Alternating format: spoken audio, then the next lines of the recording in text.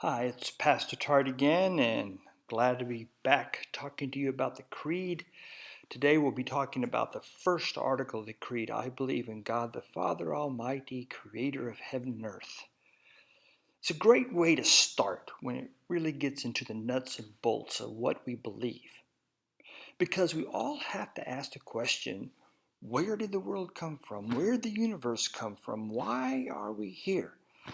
I know science has some great explanations of that. We can talk about the Big Bang Theory. We can talk about multi-universes. We can talk about evolution. We can talk about a host of things when it comes to science. Science is amazing and great to study, and I hope you do well in your science classes.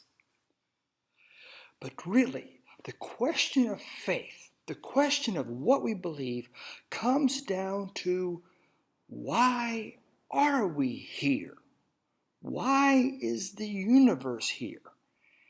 And when it comes to figuring that out, somewhere along the line, it's got to come down to faith, what you and I believe. And as Christians, we believe that God made it all. The creation of the universe is the work of God. And this is where I think Martin Luther, and for that matter, the Free to Be book, talks a lot about not how, but who. Who created the world? And here is where Martin Luther, I think, does a great job of explaining that when it comes to believing in creation, we believe in the God of the verbs. I covered this in the video scribe. We believe that God created everything. So when we go out into creation, when we're sitting there looking over a beautiful sunset or a beautiful sunrise or mountains or beaches, or when we look around, we go, wow, God created all this. Everything. Our own bodies, our families, our homes. All this is the creation and the work of God. It's not just an accident. It didn't just happen. But the creator of all things has made this. And to me, that totally inspires my life. When I look out over the mountains, they're not just a bunch of mountains that just happened as science can explain. They are the work and majesty of God. When I look up into the sky and see the stars and think about how vast and huge the universe is, I just become in awe of the creation and the creator who made it all. And when it talks about, Martin Luther talks about the God who preserves. And as we look around in life, we see so much of way of life being preserved, that constantly the seasons come and the seasons go, and life continues to foster and grow all around us.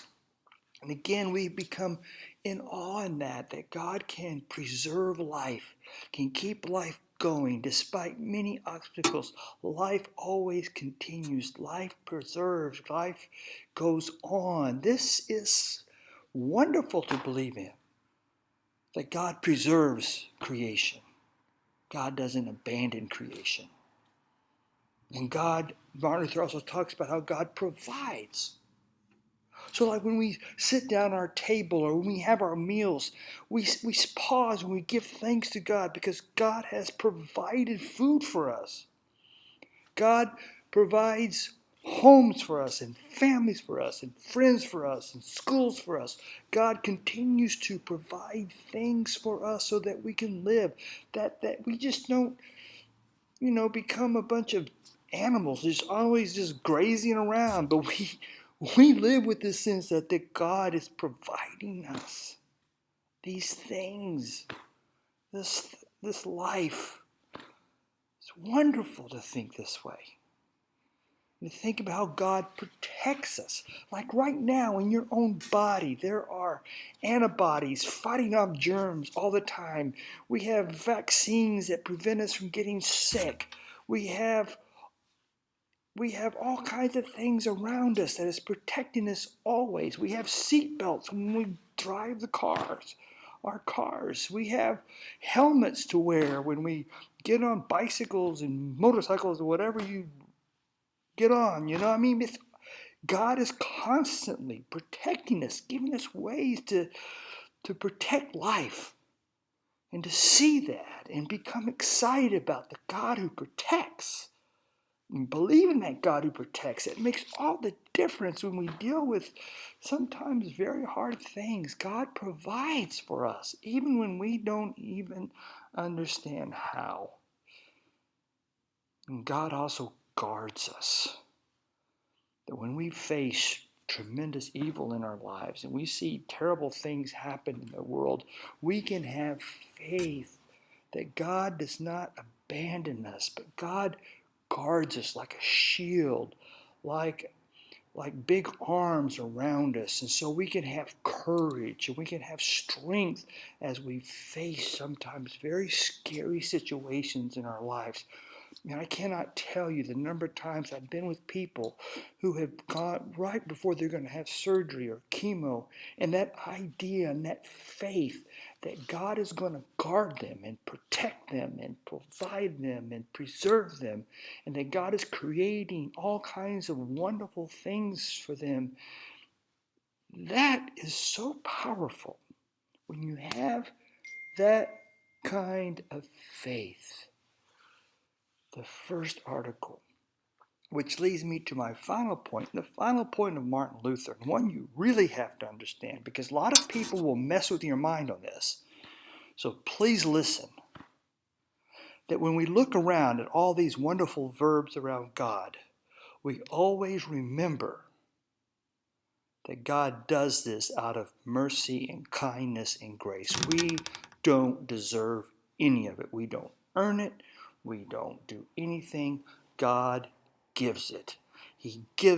God gives us the ability to earn a living. God gives us the ability to seek protection. God gives us the ability to do all these things. God gives everything out of mercy, even when we don't deserve it, even when we don't ask for it. In short, remember this, please remember this.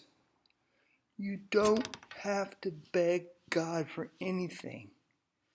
God wants you to have it. God wants you to be provided for. God wants you to be protected. God wants you to be preserved. God wants to guard you. You don't have to beg. And we'll talk more about this when we get into prayer. But still, just remember, everything is from God's kindness and love. And just take some time to look around and go, wow, what a wonderful, generous, giving God, giving Creator we have. God bless, keep up the good work, and look forward to talking to you. Blessings.